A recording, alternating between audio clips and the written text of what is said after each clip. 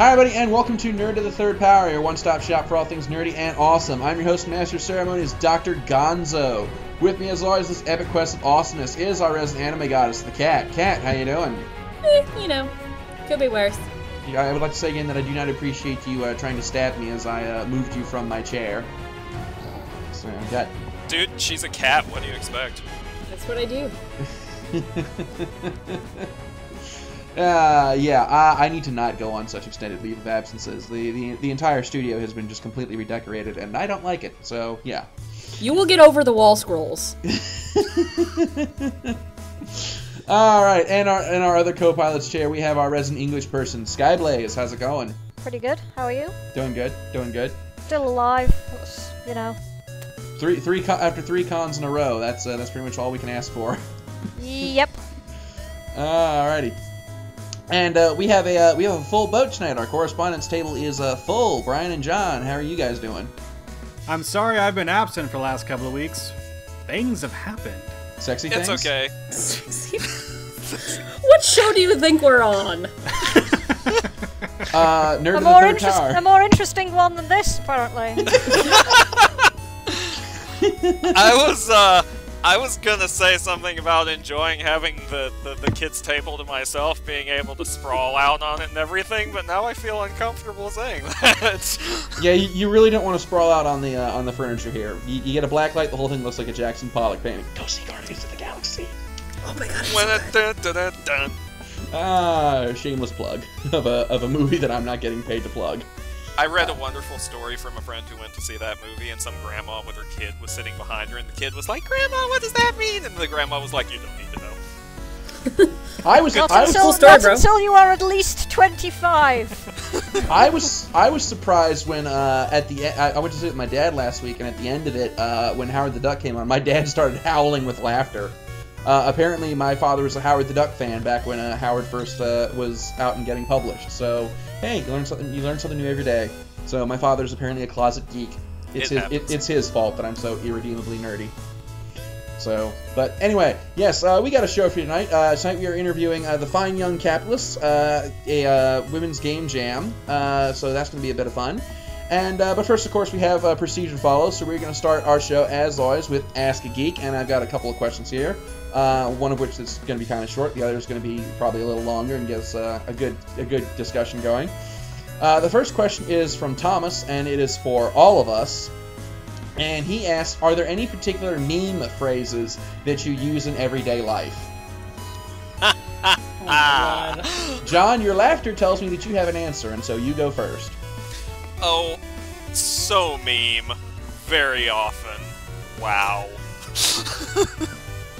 I have people who John? threatened. Yes? No, I have to kill you now. I'm sorry. It's okay, it's okay. I was expecting to have to dodge the issue.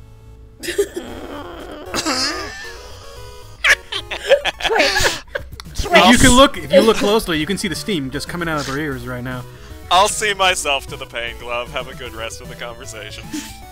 Okay. All right, Brian. What about you? Have you ever dropped any meme phrases in real life? I don't know if I actually, believe it or not, I don't know if I have. I might have and just not realize it. I know I say sad face a lot, and when I say sad face, I mean like the little emoticon, but I don't know if that counts. Okay, all right. The room goes quiet. It counts by me. It counts by me. We have been silenced by the lameness. No, I'm just kidding. Wouldn't be the first time. Kat, what about you? I literally do not even. I speak in memes and almost exclusively in memes. Like, the fact that I can speak coherently on this show is amazing because, like, when I'm just, like, hanging out with my roommate, it's nothing but memes. It's pretty terrible, actually. Sometimes I feel bad because I do use so many memes, and it's kind of lame. But that's just the way things are. So, yes. Okay. You can't tell, but I'm like having this really big embarrassed grin on my face because of I literally do not even. Okay. Skyblaze, what about you? I quite like cat macros, so me and my husband actually have this thing where we both like save cat macros, you know, lolcats and all that to our phone. during the day, and then we show them to each other at night and like do the stupid cat voice. You know, the whole lol speak and all that sort of thing to each other, and it's soppy and stupid, and yeah. I used to do that a lot myself, and then I took an arrow to the knee.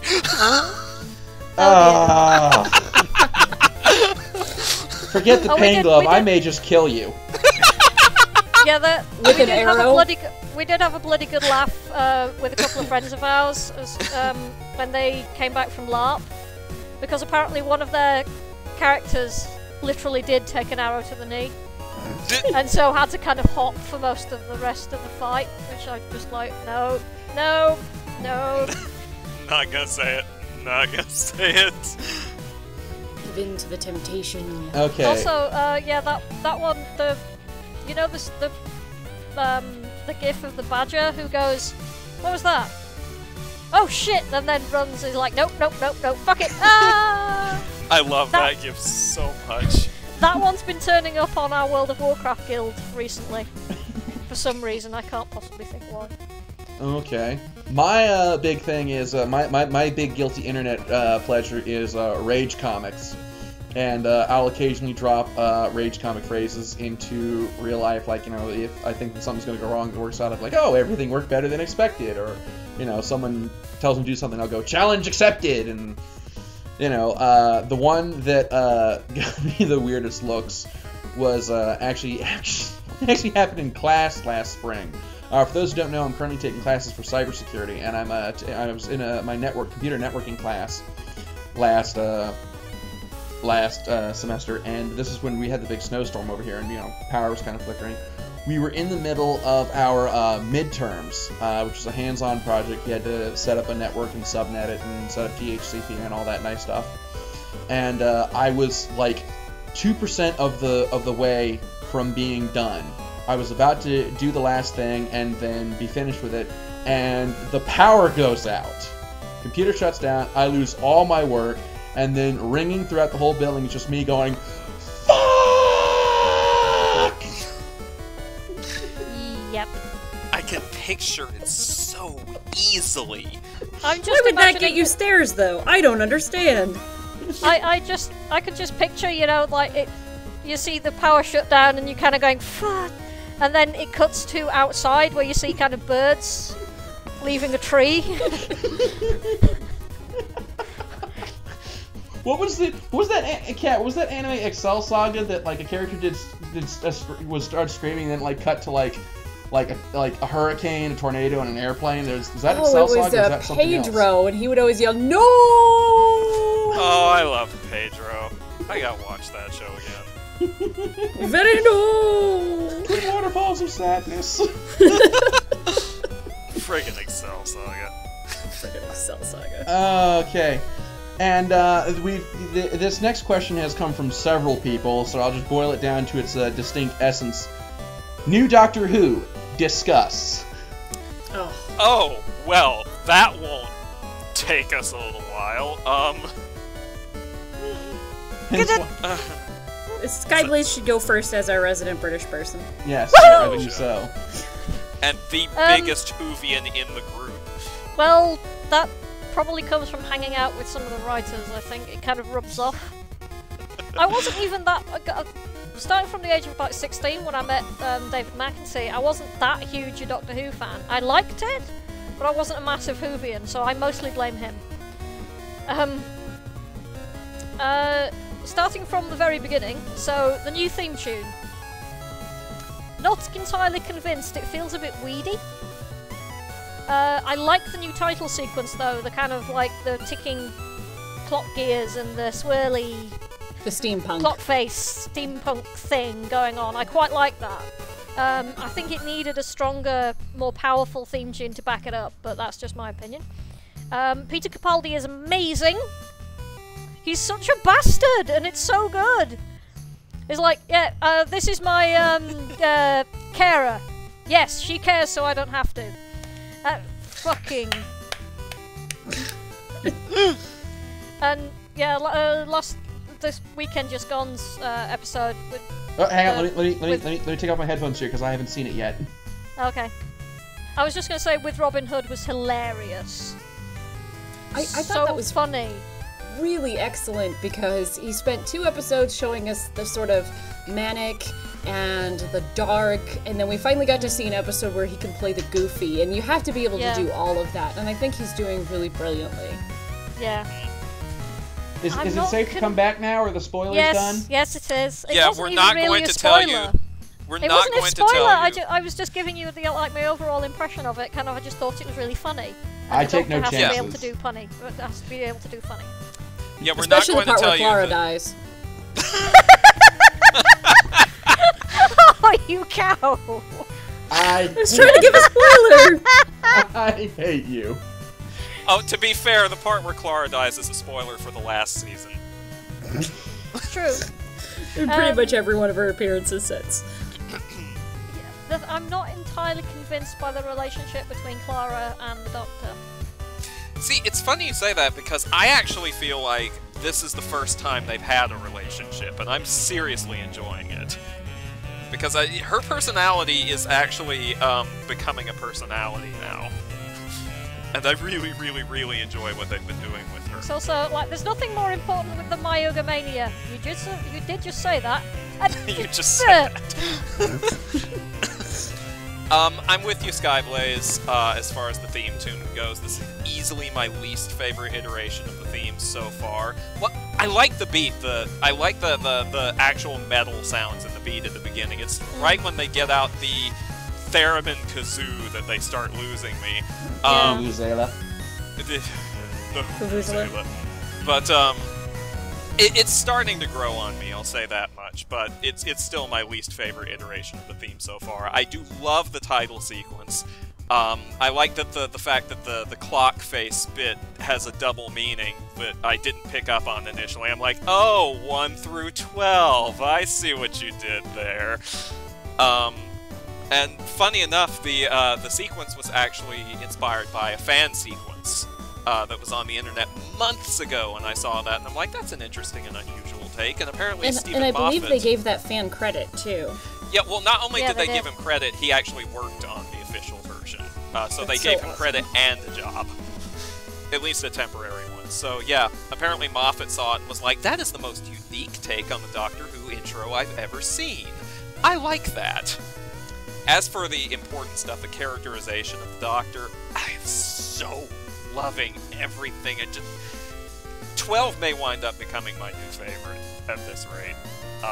He's grumpy, he's amusing, he still has a bit of that warmth and goofiness despite himself. He feels more alien, and I've always enjoyed the Doctor when he was more alien and aloof. And I seriously dig his outfits. I do wish he had a tie or like an ascot or something. It looks like it just needs one last little bit to set it off. He's wearing a collarless shirt. You can't wear a tie with a collarless shirt. Cravat, not a tie. Well, just something. Just one more thing would be nice, but I'm okay without it. Especially like the red lining. That's very cool. I mean, red linings. Also, yeah, there's like he's so blatantly trying to be Pertwee, and it's glorious. Brian, your thoughts? I mean, I'm enjoying it for what it is so far. My biggest concern was with the first episode, and I don't know if it was my TV or my hearing. I couldn't understand a fucking word he said for the longest period of time. That's called being Scottish. Apparently that must be the problem, which is weird because I have heritage from Scotland, so I don't know. I feel like I should have a filter. Like, oh, this is what he's saying. Listen, right, I was speaking of David McEntee earlier. David McEntee's from Stirling. He speaks with a very, not just Scottish accent, but Scottish dialect. He uses words that don't really appear anywhere apart from in Scotland. He says things like, you dinna ken, for you don't know. And as I say, I've known him since I was 15. It took me a good couple of years to decode some of what he was saying. So after that training, Capaldi's got nothing. There's one more thing I want to comment on that I almost forgot to mention, and I have to talk about this as the resident film geek. I am so in love with the new approach they've taken to the cinematography and the editing this season. It's like they've changed the tone of the whole show, but I seriously dig what they're doing with it. I love the new tone. I love the new look. I can't wait for each new episode. Also, new interior of the TARDIS. Well, tweaked. Add-ons to the interior of the TARDIS. I like it more now. I do too. It needed a bookshelf. Yeah, he has lots of bookshelves. But no round things. Where'd the round things go? Well, they are there. They are there. They're just not in all the shots. And I know. And the doctor outright said he's still not entirely sold on him. He thinks that it needs more round things. Incidentally, the commonly accepted fandom term for those, up until fairly recently, was roundels. The more you know. For my part, I love the new opening. I think that it's definitely a new take on the opening as opposed to just TARDIS flies through space. Although I would say I was surprised that was the fan who got the pickup, because I would have sworn before that if any fan was going to get a job designing the intro to Doctor Who, it would be that neon visual guy.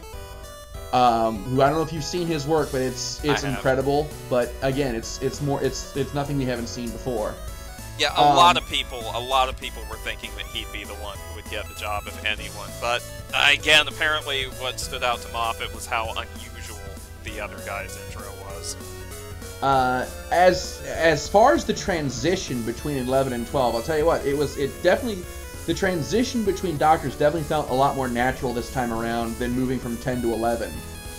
That's true. When moving from Tennant to Matt Smith, I felt like I got halfway through the 11th hour, and I'm just like, am I even watching the same show?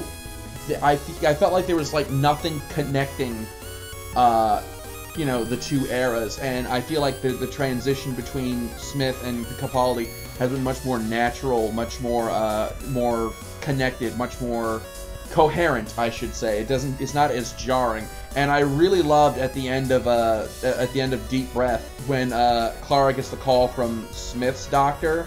Oh, that smacked me right in the feels. Yeah, and I felt like I kind of felt like at that point that had to happen, because Smith was such a popular doctor, at least on equal footing as Tennant as far as popularity. And I felt like at that point, you're moving from Smith to a relative unknown as far as the fan base goes. And I felt like that it was kind of necessary that, there be that sort of passing of the torch. So, because, we got a scene kind of similar to that moving from 9 to 10 where, David Tennant was like, oh, it's going to be fantastic. And he quotes 9 and he's like, oh, it's the same character. And, like I said, it feels much more natural this time around than moving from 10 to 11. Although... I agree. I felt almost like when the 11th hour and everything after that was almost halfway sort of trying to forget a lot of what came before it. And that felt weird to me. I think that could be partially because it was Davis to Moffat as well. So you had two very different. You had a very different actor and a very different producer.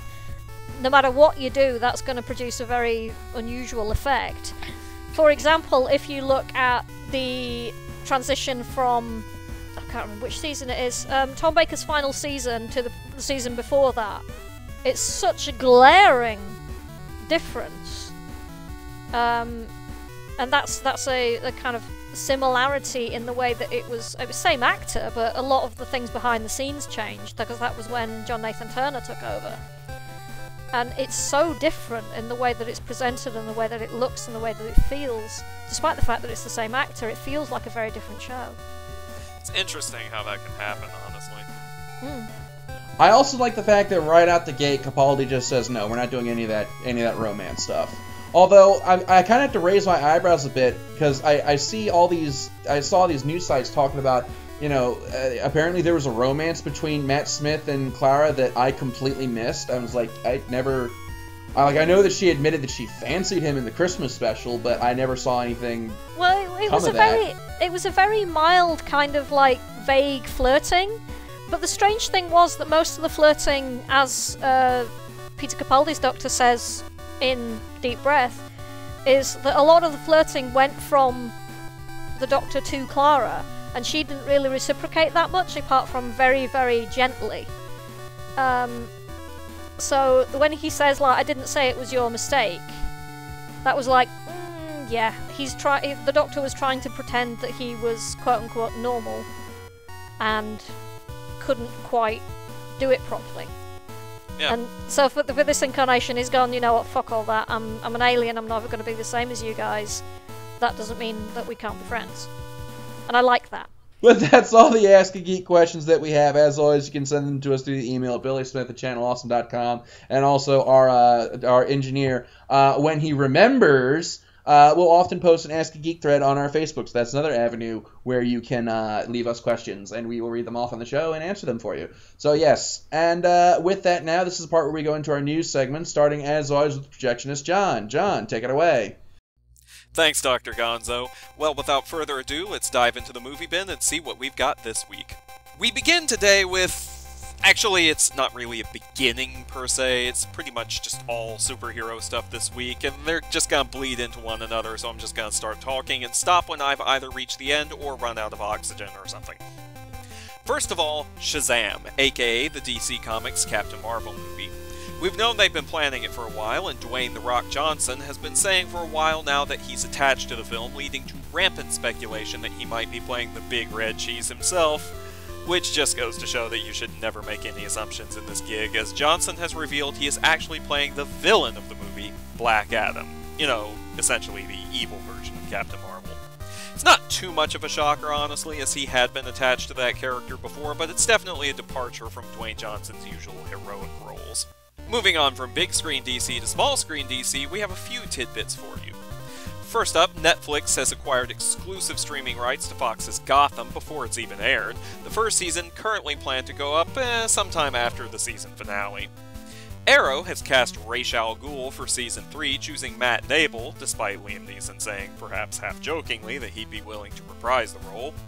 And though I don't usually like reporting on rumors, there's some buzz going around that Supergirl might be getting her own TV series in the near future. No idea if it's legitimate or not, but hey, I'll admit I'd watch the hell out of that. I kinda had a crush on her as a kid. I'll own it.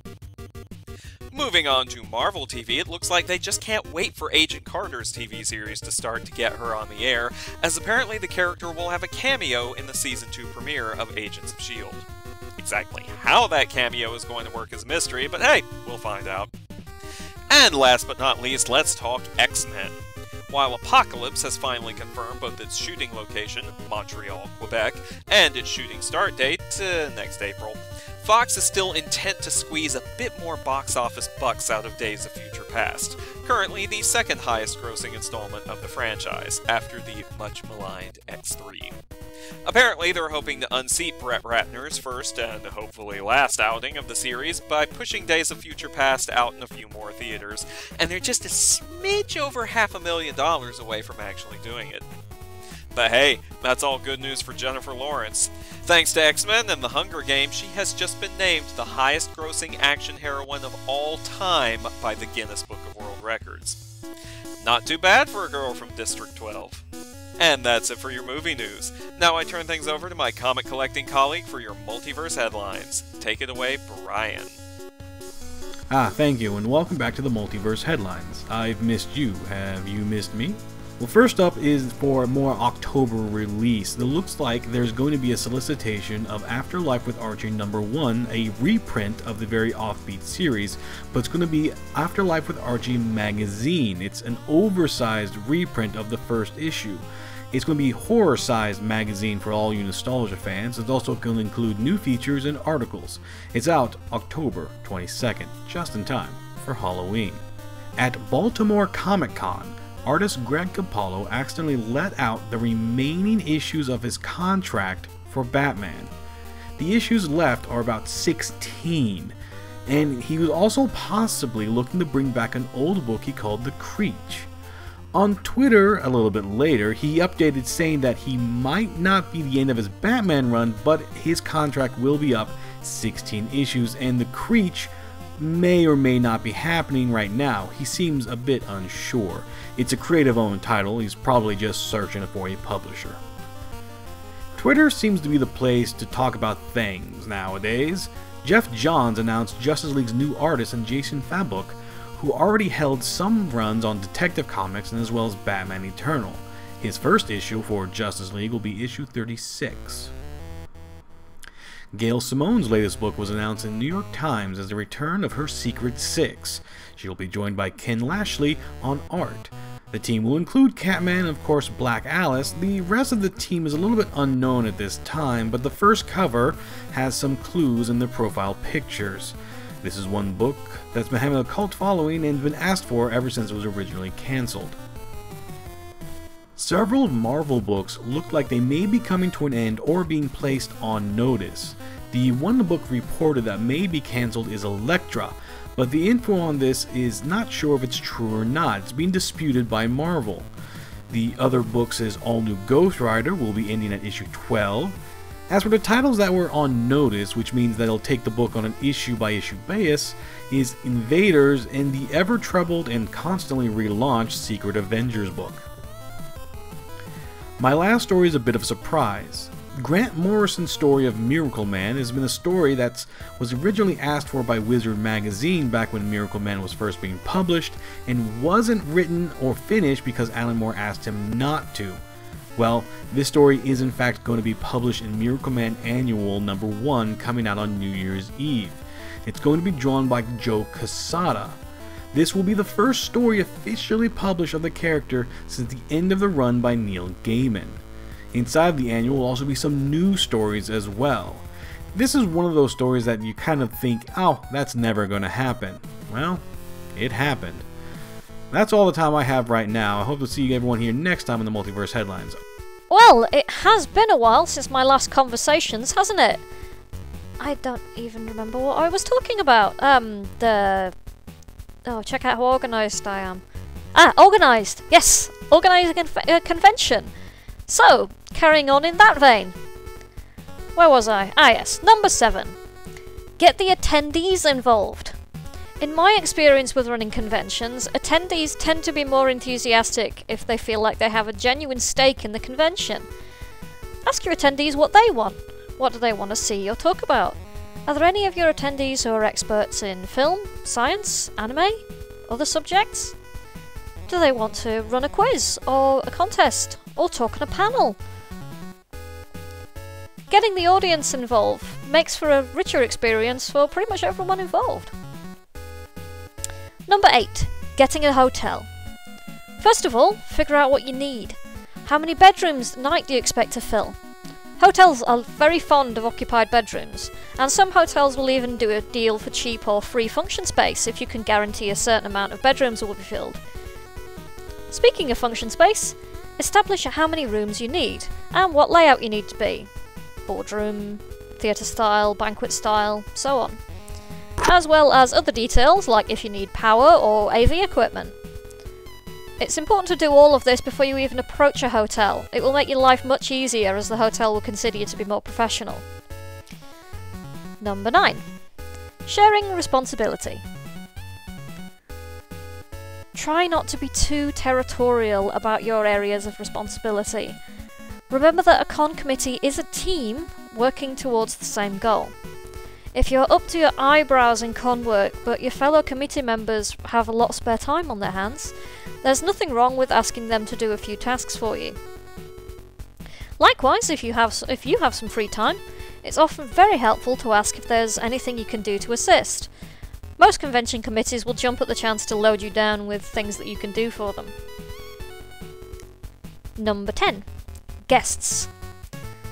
I realise that convention guests are a very big deal for a lot of people. A lot of people dream of meeting their heroes and being able to have a chat or a beer with them.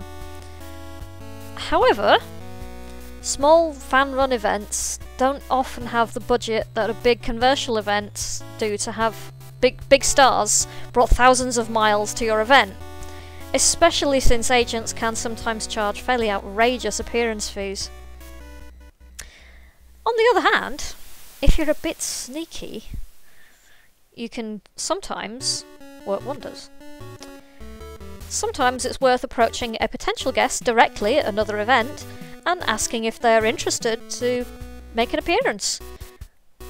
Or, if you do a little bit of research, find out if there's anyone who lives locally you might be able to get. Are there any actors doing any shows or plays nearby who might be willing to make a stop at your convention? It does sound a little bit underhanded, but a lot of actors are really pleased to meet their fans, and will go quite a long way out of their way to meet people. Number 11. Have fun. Remember, this is a hobby. This isn't your job. And yet, everyone wants it to work out. And sometimes it can be really, really stressful and a damned pain in the arse when things start going wrong. But conventions should also be joyful events for the people running them, as well as those attending them. It's okay to take a while off from your duties during the convention to go to that panel you really wanted to see, or to hang out with your friends for a while. And if you are worried about being needed in an emergency, be sure to take a radio or a mobile phone and make sure people have the number. Don't forget, this is your convention too. Now, if anybody actually has any questions for me regarding convention organisation or attending a convention, if you have any specific questions about conventions I've attended, then drop Gonzo a line, you know the address. Or you can contact me on Twitter, and I'll talk about it in this section. Well, for now, that's all from me. Over to you, Kat. Thanks, Skyblaze. The official Ghost in the Shell Arise website has announced that a new Gitz film is currently in production and will open in theaters in Japan sometime next year. This is presumably going to be an animated film coming on the heels of the Ghost in the Shell Arise OVA, whose fourth and final part opens this week in limited theaters in Japan. Meanwhile, on the live-action side, Deadline is reporting that Margot Robbie of Wolf of Wall Street fame is in early talks with DreamWorks to star in the Hollywood adaptation of the original Ghost in the Shell. As far as we know, Rupert Sanders of Snow White and the Huntsman will still direct, with a script by the reluctant fundamentalists William Wheeler, with Avi Arad, formerly of Marvel Studios, Seaside Entertainment Stephen Paul, and The Ring 2's Mark Sorian as producers. Now, we've barely heard a peep about this project since January, and there's been no indication up to this point that production has even started, so I guess good job getting the ball rolling, DreamWorks. More information as it becomes available. Old school anime fans already know that Discotek Media is their best friend. We rejoiced last week when Discotek announced, among other things, the licensing of Yoroiden's Samurai Troopers, which we early 2000s Toonami faithful remember as Ronin Warriors. Next year, Discotek will be releasing both the series and the OVA, though they made no mention of acquiring the English dub for the series, but will release the OVA with a dub, in addition to the original Japanese audio. They've also recently announced the Bokurano and Comic Party series, and Lupin III Napoleon's Dictionary TV special, all of which should come out sometime next year. And finally, the Sports Nippon newspaper is reporting that Space Battleship Yamato is going to Hollywood. The official announcement was made by Yamato rights holder Voyager Entertainment. What we know so far is that it'll be produced by Skydance Productions, who made Star Trek Into Darkness, True Grit, Mission Impossible Ghost Protocol, that stuff. Christopher McQuarrie will direct once he wraps up Mission Impossible 5. The production is tentatively titled Star Blazers, the name by which the franchise is known in the US. The movie will have Josh Klein and Dana Goldberg as producers, with Skydance CEO David Ellison alongside Nishizaki Shoji, son of the late Yamato producer Nishizaki Yoshinobu, as executive producers. Ellison hopes for a release in 2017 or 2018. Obviously, this isn't a lot of information here. If I had to speculate, I would guess that the movie will pull from the Star Blazers continuity more so than the original Yamato version, kind of like how Speed Racer was based off of the American adaptation rather than Maha Go Go Go. Nippon Sports indicates that Japanese actors may be cast, and McQuarrie has emphasized that he's keeping the Japanese audience in mind, so we may yet see some Japanese people in this Japanese franchise. Only time will tell. And that's all I've got going on in the anime and manga world. Over to you, Dr. Gonzo. Alright, thank you, Kat. Our top story tonight, the new Super Smash Bros. Games are two of the most hotly anticipated titles of the year, with the series getting its first handheld installment on the 3DS early next month. And one of the top questions being asked is, who's going to be on the character roster? Well, listeners, a couple of days ago, the official roster for the 3DS version was leaked online. Some of the surprises on the roster include the Koopalings, Bowser's children who haven't been seen since Super Mario World, as alternate costumes for Bowser Jr., Kid Icarus's goddess Palutena, and Dark Pit. Like I said, the full list is posted online. Some characters that are missing include Solid Snake, Mewtwo, and Wolf, perennial favorites from previous Super Smash Bros. Games. On the PC side of things, the system requirements for Alien Isolation have been released, so you can start getting your boxes up to snuff. Minimum requirements include a 3.15 GHz dual-core processor, 4 GB of RAM, and 35 GB of hard disk space. Though for superior performance, a 3.2 GHz quad-core processor, 8 GB of RAM, and a 2 GB video RAM graphics card on par with an NVIDIA GTX 660 are recommended. Alien Isolation is due for release on October 7th. And I reported several weeks ago about the excavation of the buried ET cartridges in New Mexico. Well, now you can own one of these pieces of gaming history. The city of Alamogordo, New Mexico, voted this week to offer 800 of the cartridges dug up on auction through eBay and the city's own website. The audition will start in a couple of weeks and will run until near Christmas. And finally, the big story this week. Microsoft is in talks to buy Mojang, developers of the 2011 surprise hit Minecraft. The Wall Street Journal reported, based on a knowledgeable source, that the deal would be valued at close to $2 billion and could be signed as early as next week. It has also been speculated that if the company is purchased, that Minecraft developer Notch Person would leave the company, though this is, again, mere speculation at this time.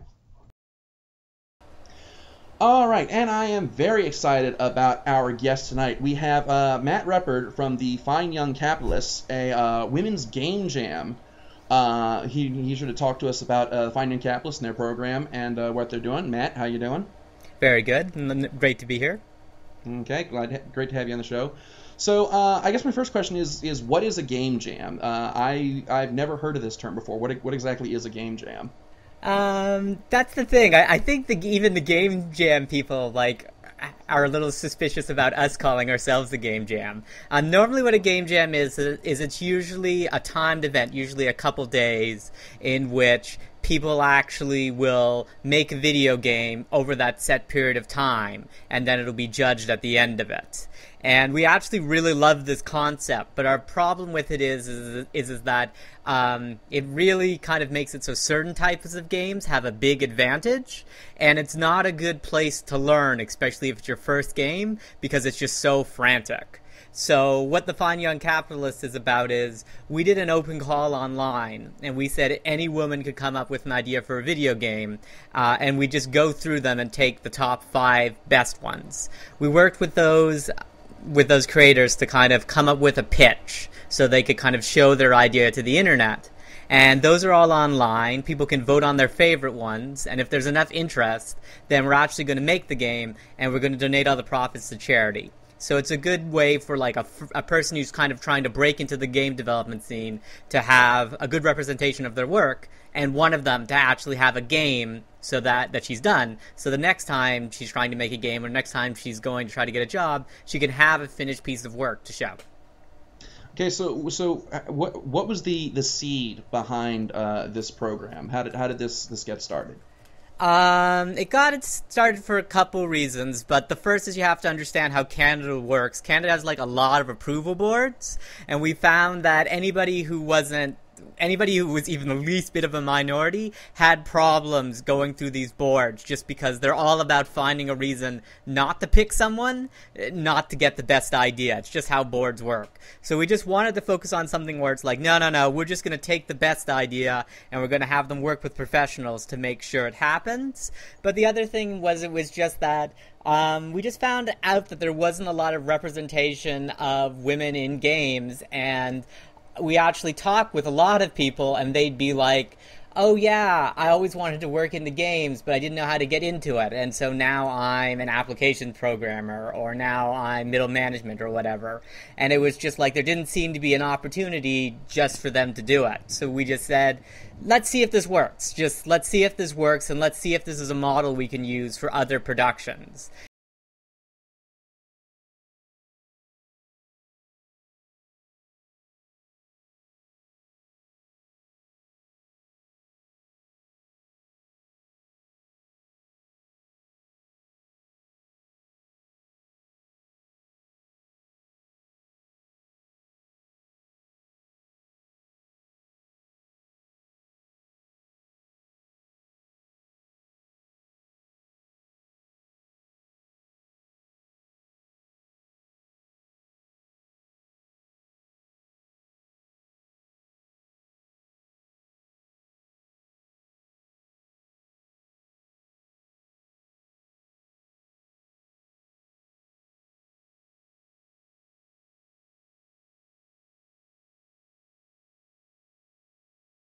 So now, what exactly is the process of your program? So first they had to write about 1,500 words, and their pitch was broken down into like, it was basically the gameplay, the aesthetic. There was a section on like how they wanted to monetize it because the profits from the game are going to charity.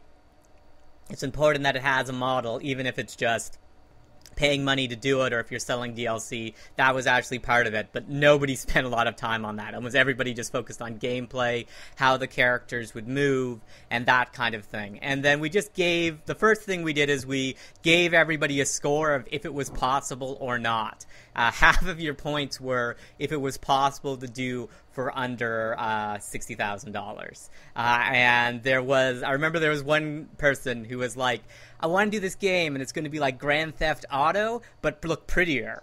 And they got a 0. But there was a lot of people who had a lot of really interesting ideas, and they weren't that difficult to do. And then me, Lola, a whole bunch of people at our company, Autobotica, just kind of took all the ideas, and we all gave them the score, and we just took the top 5, and then we contacted all of those people. And I really felt bad because my favorite game, like the game that I really wanted to be made, like I wrote her a letter saying, submit it next year. If anybody drops out, please resubmit this idea. It was my favorite, and it just came in 6th. So now you've got the pitch. What's the next step? Once we got the pitch, what we did is we basically we did a couple calls where we just interviewed them about, like, we had the concept artist come up with specific questions. So we went and we talked to them about it, and we talked to them about what they wanted to do. Were we getting the style right? There were some arguments about it, but we took steps to always do what they wanted to. Like Lux, we really told the person that's a platformer, so that's on its side. I really wanted that to be top down, and the woman was like, no, it only works if it's a side scroller, and we're like, okay. So we took all that information, and then we just got concept artists to visualize them, and depending upon the concept of the game, how complicated the game was, we actually created a demo.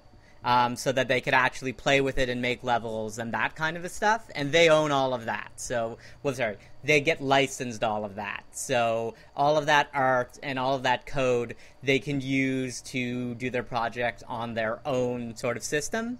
But we really just talked to them through emails. A lot of it was done through Google Plus, actually, and we just did various versions of their characters and their concept art.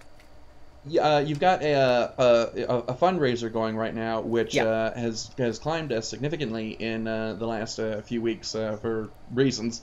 What exactly is that going towards? All that's going towards is that the person. It's supposed to be like, you're supposed to choose the best one.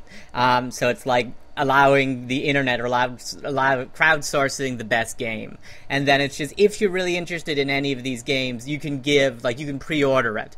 And then we're going to use all of that money so that the creator gets to work with a team and actually make their game. And that's where all the funds are going to right now, as it was. Now, because we were called the Fine Young Capitalists, we actually work on kind of this interesting corporate system where when you're giving money, it's not that you're pre-ordering a copy of the game, it's that you're actually getting part of the profits for the game. And you can choose to donate that to whichever charity that you want to. So the majority of it is going to Colon Cancer Alliance, actually.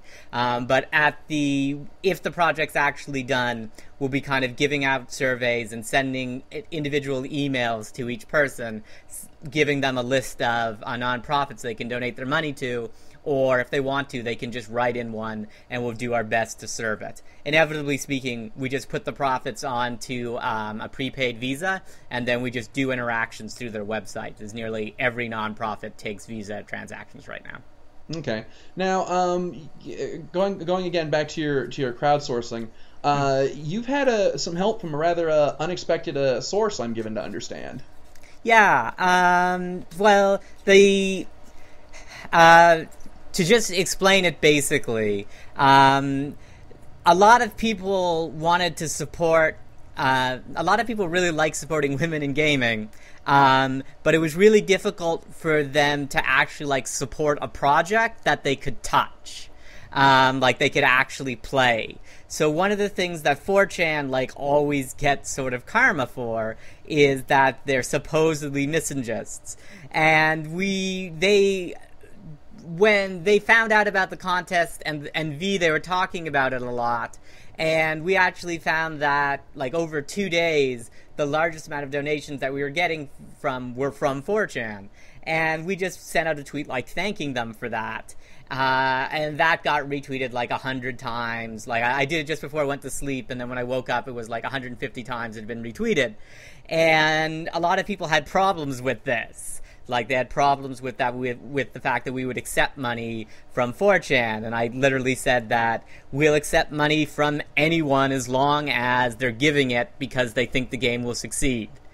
And this really resonated with V, because they were like, I really like how this project's being done. That was basically the biggest thing that V liked, was that they liked that they got to choose which game was going to be done, and they liked that it was really about helping this woman to make this game and that she'd work with professionals. So they actually asked if they could, instead of like donating individually, if we could give them referral links so they could donate like as one.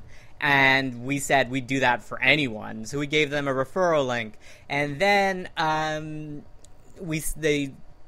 there are specific prizes that are really expensive.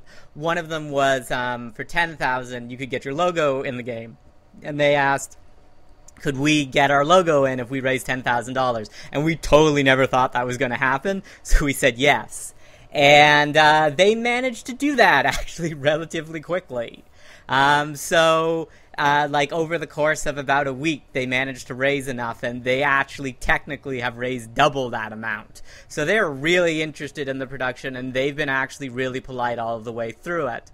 And as I said, like at this point when they were raising the money, like even when they were up to about 6,000, I said like, this is like so much support. Like we were not expecting this at all.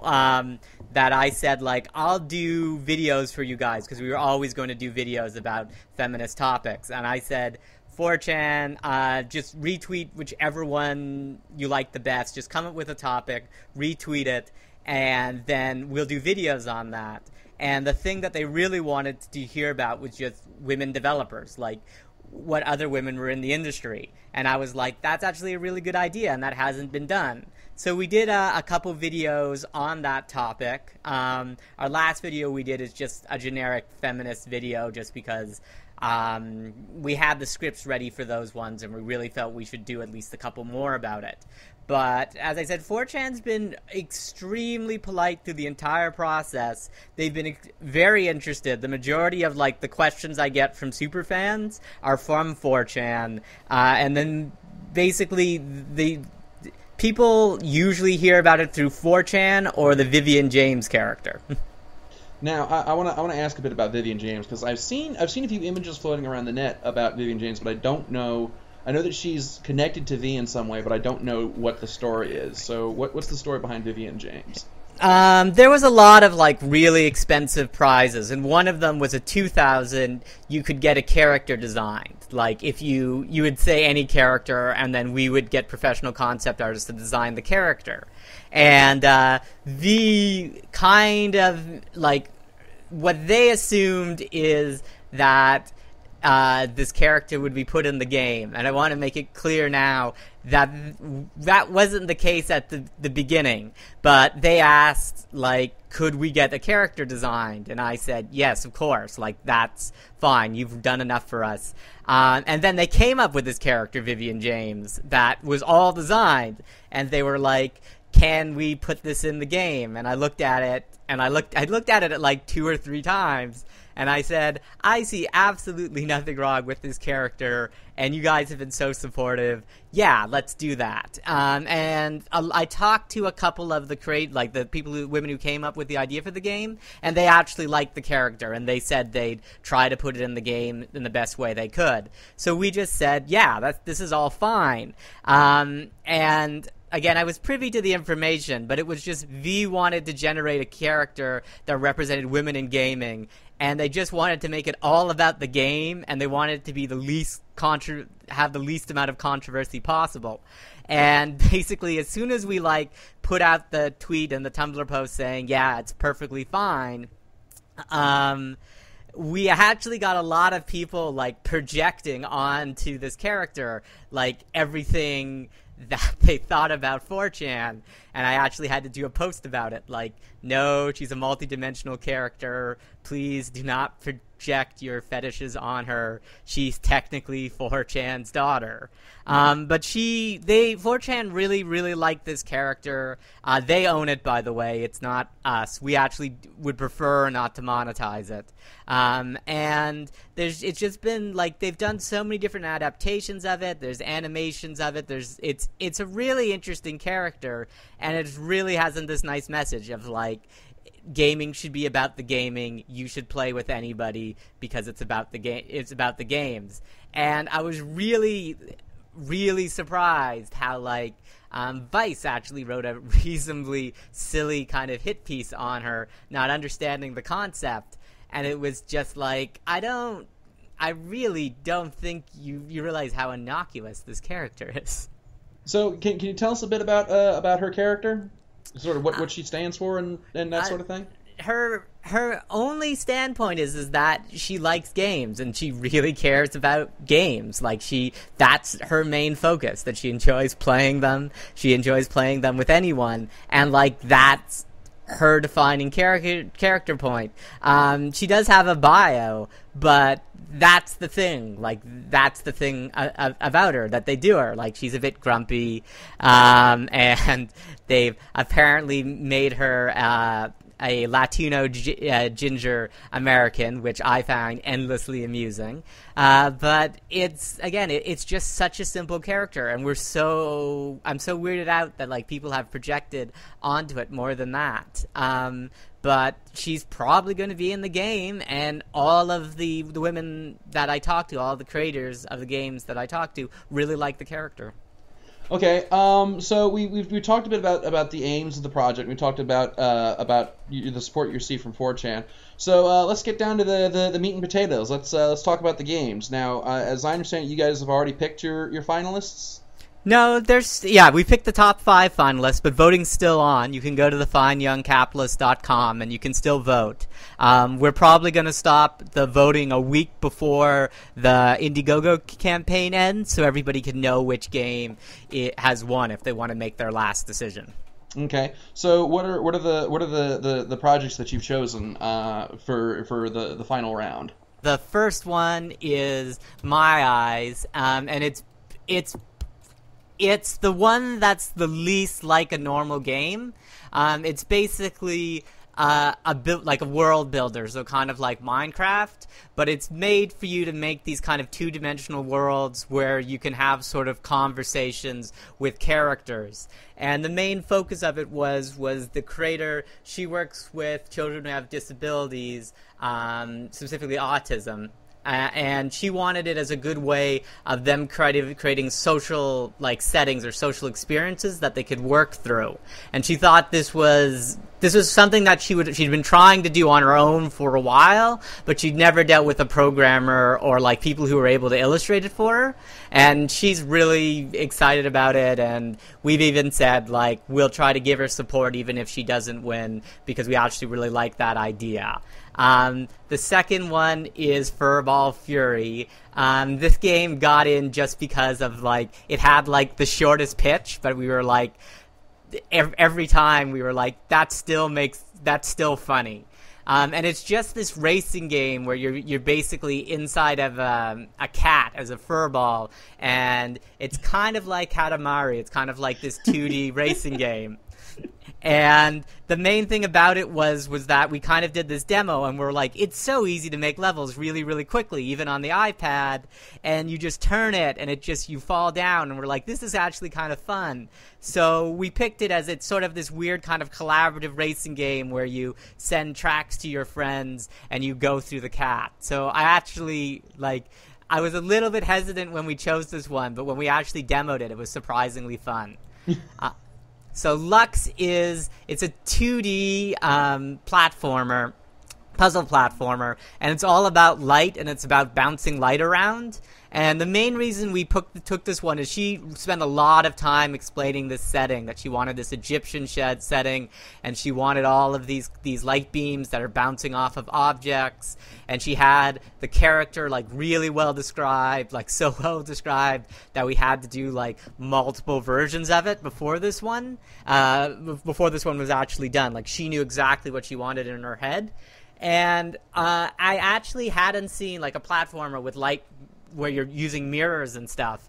And I was just like, this actually is kind of a cool space. It's something that we could do relatively cheaply, and it's something that you could get a lot of mileage out. Like a puzzle platformers, you can if you add in, all of the games have modding, all of the games have map design. It would be something that even this simple game, it could have a community that could make a lot of stuff. So I like Lux. I really like what they did with the character, and I really like the logo and the poster. So the next one's Air Rocky. Air Rocky is it only would work on a mobile space. And what it's air hockey, but everybody's mobile device is their section of the table. So it allows you to just connect your phones together, and then you can play a game. So the ball bounces between everything, bounces from phone to phone to phone. And when we talked to her about it, even before that, we just looked at this, and it was there was so much design you could do and individual modding you can do, and it has this concept where it's not only air hockey, but it also incorporates rock, paper, scissors. So different balls can be deflected by different pucks. Different pucks can be deflected by different paddles, and when we were just kind of playing around with it I was playing around with it on an air hockey table. I had multiple things, and I was just like, this is really cool, but it's really a social game, and it's kind of like a board. It's almost like a board game. You need to be together to play it, and everybody has a phone, and we were just like, this is actually.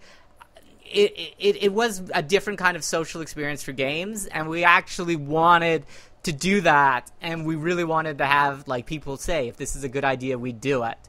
And the last one is Afterlife Empire, and this one is probably the pitch that was written. It was really clear what you wanted to do, and it really kind of we instantly thought of Theme Hospital and Dungeon Keeper, and it's basically you're a ghost and you're creating a haunted house and you're scaring people, and you need to scare people to get energy so that you can increase your haunted house and so that people can believe in you, because when people stop believing in a ghost, they don't exist. And we were just like, that is a concept that we hadn't seen before. That's a concept that would work really well in the budget range that we wanted to do. And it was just something that there was it had instant nostalgia, even though it hadn't been done before. And we immediately fell in love with this one. And Lola, the designer, she really liked this one. And she helped to kind of do the characters. So those would be the 5 games. I like the last one. Sounds like something that I would love to play, but that I would be horrible at because I suck at world building games. I'll be playing SimCity, and 5 minutes later, oh my, the church has burst into flames. I didn't even build a church. How did I accomplish that? The light using platformer one also sounds really cool. Now, when these games when the winning game is completed, how do you guys plan on releasing? Are you going to submit it to Steam Greenlight or release it through your own channel? we'll definitely do it through Steam because it's just the easiest platform. Keep in mind though that like the ones that are played on mobile shouldn't be run on Steam, can't be run on Steam for various reasons.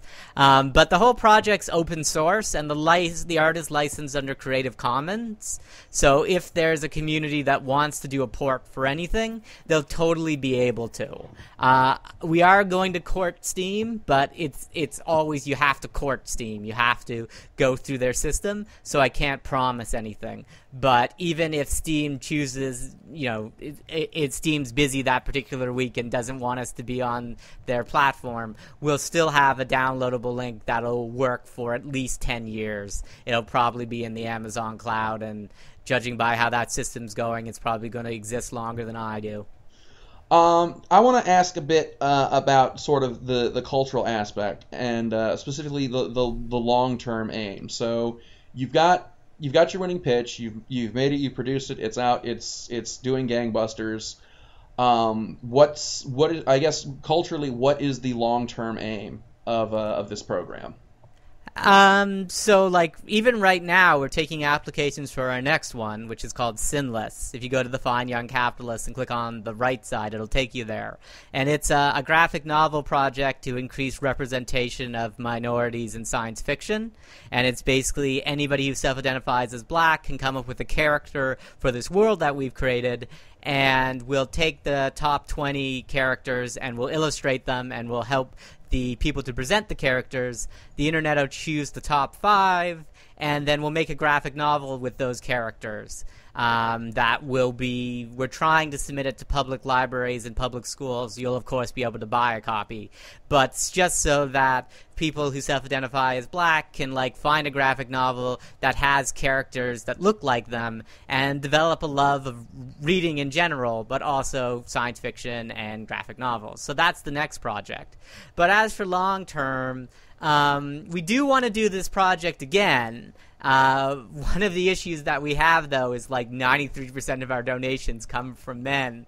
So we might try to make it more inclusive next year. We might move it so that it's targeting specific issues that women face, so that you can basically have more ideas. We might still do it with women. We're not sure. It's really because, again, we haven't gotten all the money to start the production yet. We just really want to work with the community and make sure that people who aren't represented are represented. And our big thing is that next year we might not even do crowdfunding. One of the things in Canada is that if we can prove we have an audience, it's actually reasonably easy to get at least some of the money in the form of grants or in equity investment from actually the Canadian Media Fund. And if we can run this production successfully with crowdsourcing, then it'll make it so we either don't need to take any money or need to take significant less money next year. And that'll be a big thing. I actually don't enjoy crowdsourcing particularly much. Do you think that this sort of program that you put together, do you see other people maybe taking this up and using it to further representation in media? Because it looks like you've got a really cool and really original model that you've got going here, and it's broad enough that it could be applied to so many forms of media. Do you think maybe down the line you might see a similar program for a Netflix exclusive television series or a comic book? Yeah, as I said, we're hoping the graphic novel works, but yeah, I do. I just feel that if the workers are underrepresented, if you need to give them just a tiny step up to get into the industry, they have the skills, they just don't have the representation, then doing a project like this is a really good way of doing it because everybody benefits. But by the same token, it's literally on the first day when we started the Indiegogo campaign, I was I hope this worked, because we just blew a whole bunch of money on it. And that's the thing, it's still high risk with very little reward because the money goes to charity. So I think this model is really great. I don't know if it will be repeated just because of the risk involved. Okay, well, I guess, Matt, is there any last things that you'd like to add to what you've told us so far today? I just want people to know that even if you don't have any money, it's really important to vote, and you can go to thefineyoungcapitalist.com and you can vote. And we, as I said, we count every vote, so we really appreciate that effort. And our Indiegogo campaign, you can reach that from our site.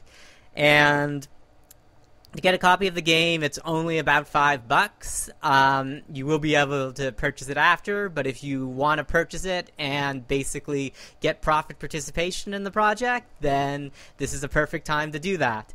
And the biggest thing right now is Sinless, the graphic novel production. What happened the last time was like about 50% of our applicants were in the last 2 days. So for Sinless, we're not sure how many people are going to show up now. So if you ever wanted to design a character for a graphic novel, this is your chance, because no matter what, you'll get to access to all the art, and you'll be able to use it even on your own productions. Okay, all right. Well, I guess that about wraps everything up. And once again, you can find out more about both his projects at thefineyoungcapitalist.com. Matt, thank you again for coming on the show. It was great having you. Nice to be here, and thanks for having me. All right. And that's all the time we have for Nerd to the Third Power this week. Taka, play us out.